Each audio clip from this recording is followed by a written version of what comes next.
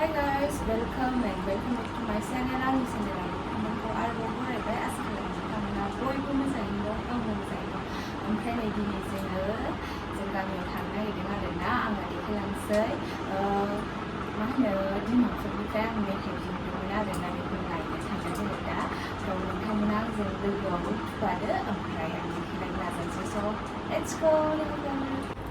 दायो ओंखारलांसै नै जोङो सोर दङ जाहैबाय नैबो थांफागोन आंजों लोगोआव आं देखायलांनो नाजाबाय थानोसै स' थुदो लोगोफोर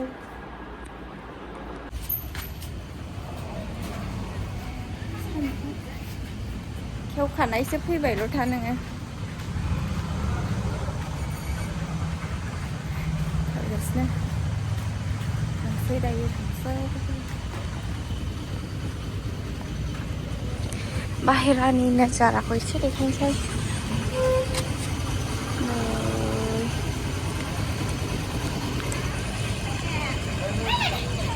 मा दे फै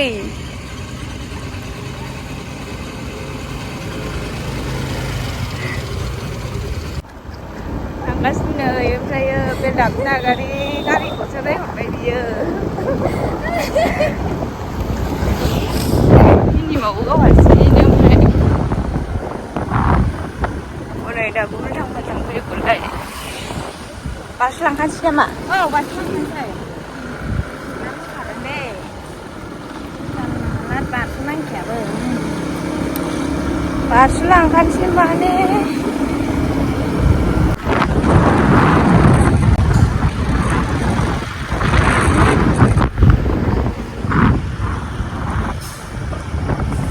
काजलगाव मोनबाय नै Kajalgaon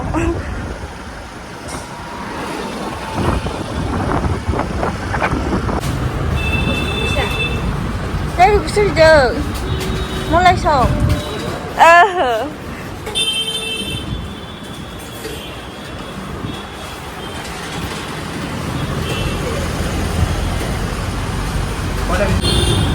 lại ở bar dần bar lắc xe đây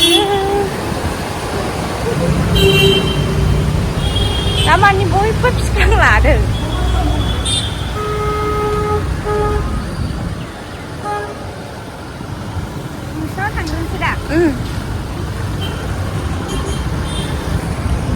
Ôi chị thầm xí lắm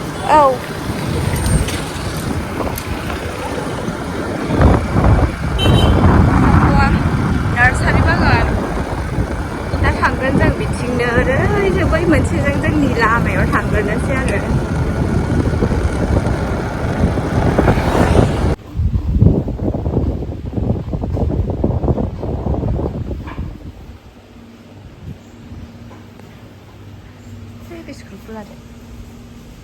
बिस्कुटखौ लादो होनदां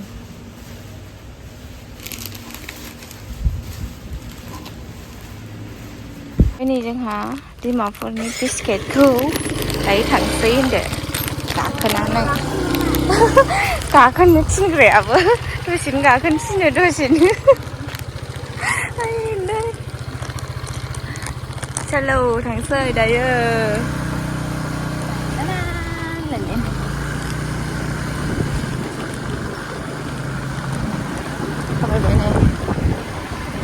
नै कक'आ बागान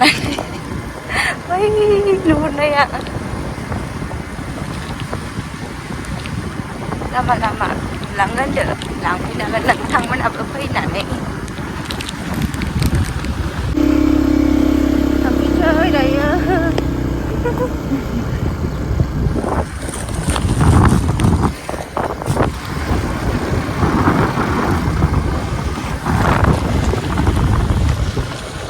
लोगोफोर मेथाइ लायनो थांनाया नैबेनोमोन लाबोबाय देखायबाय आङो नै आं गोथाव मोनजायो आरो जुखामनि बानायनाय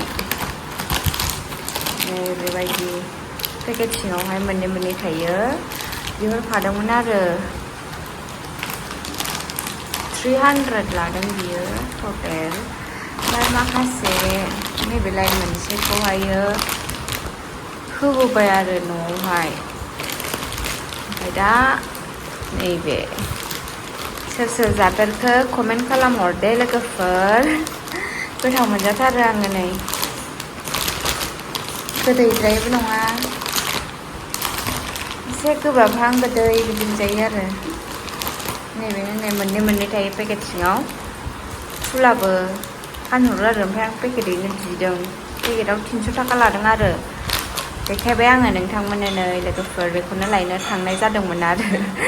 ओमफ्राय माबाफोर लाबोफानाय दङबा मोनोबा लाबोगोन होननानै थांदोंमोन ओमफ्राय मोनबोआसै आरो जेबो मालाय लाबोजोब्बायनो बेडशिट इरि दंबावोमोन ओमफ्राय बेडशिटआ आंना दंखायो बेनिखायनो लाबोनाय जायासै ओमफ्राय नै मेथाइआ स्न' कुकि दिंवां स्न' कुकि पेकेटैनो लाबोबाय स' लोगोफोर दायो न'आव सफैफिनबाय नै ओमफ्रायो दिनैनि भिडिअखौबो एसेयावनो दोनथ'नोसै लोगोफोर नोंथांमोना चेनेलाव गोदानै फैदोंब्ला प्लिज अननानै साबस्क्राइब खालामनानै होलां आरो भिडिअखौ मोजां मोनदोंब्ला अननानै नायलां स' दिनैनि भिडिअखौ एसेयावनो दोनथ'नोसै आङो जा हायो नोंथांमोननो देखायबाय स' बेनोमोन आरोना दिनैनि भिडिअआ स' थेंक इउ स' माच गाइस आंनि भिडिअखौ जोबजासिम नायनायनि थाखाय भिडिअखौ मोजां मोनदोंबा लाइक कमेन्ट एन्ड शेयार खालामनानै होबानो जाबाय स' थेंक इउ बाय बाय